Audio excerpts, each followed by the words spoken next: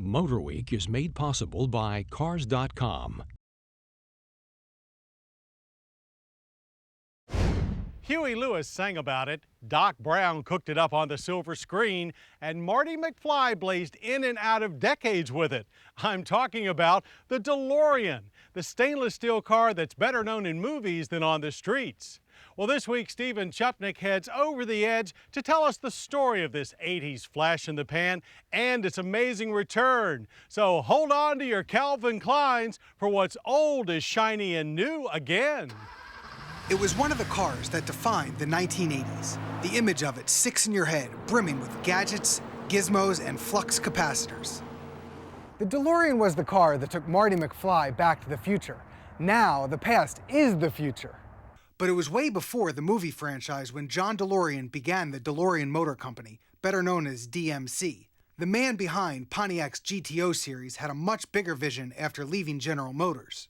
In the 1970s, he developed the prototype, which would then become one of the world's most famous vehicles. It even turned up right here on MotorWeek back in 1982. To paraphrase Henry Ford, you can have the DeLorean in any color as long as it's stainless steel. John DeLorean built his facilities in Northern Ireland, and his dream was underway. But just as the dream of designing his own car was beginning, it came crashing down hard. Not long into the start of production, the British government stopped funding the car. John ran out of money, allegations of drug deals entered the picture, and his life quickly spiraled downward. It was about that same time Stephen Wynn crossed the pond to the States, a trade mechanic whose love of the DeLorean has now grown into his career. We had a few customers that had DeLoreans and they couldn't get satisfactory service, and the dealers were all kind of iffy because they were going out of business. And we started working on them, and it seemed easy to work on them. The work was easy because there still was a ton of product. As the doors on the Ireland factory closed in 1983, the workers there continued to press out thousands of more parts. So was it really the end of a dream? About 10 years later, Stephen bought the company name, as well as all the remaining DMC parts, moved to their facility in Houston, Texas, and in 2009, he's bringing the DeLorean back to the road. For us to have this warehouse of NOS inventory is just priceless for what we're doing today, to have this kind of in-depth quality and quantity of parts. The NOS inventory, or new old stock, is what is helping Stephen and his right-hand man, James Espy, reinvent the brand. I don't think that Stephen and I are creating the future as much as we're keeping the past alive. And it's John's original vision that keeps them going as well. There's not a day that goes by that the thought of John doesn't cross my mind. He wanted to create a car that was something ethical.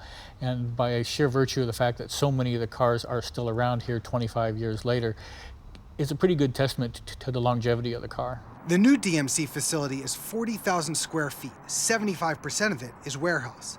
That's where Leif Monten comes into play. The parts and inventory supervisor has been working for the DeLorean Motor Company since 1979, back in Ireland, and then opening up the original parts store in Irvine, California.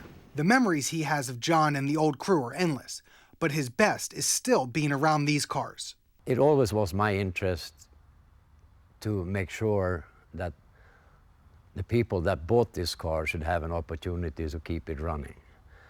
So when DeLorean folded and Consolidated International, who bought the assets, so to say, they bought me too.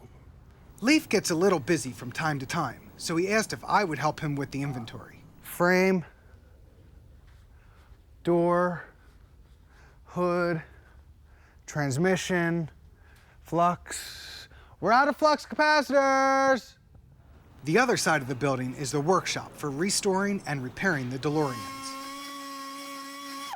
And don't think these DeLoreans are like the older versions. They're putting all kinds of new toys in there, including a touchscreen fold-out panel, rear view camera, and a built-in navigation system. Is Stephen Wynn really Doc Brown? Doc Brown did all the mad scientist stuff. I'd rather be the one that keeps it a little bit more on the ground.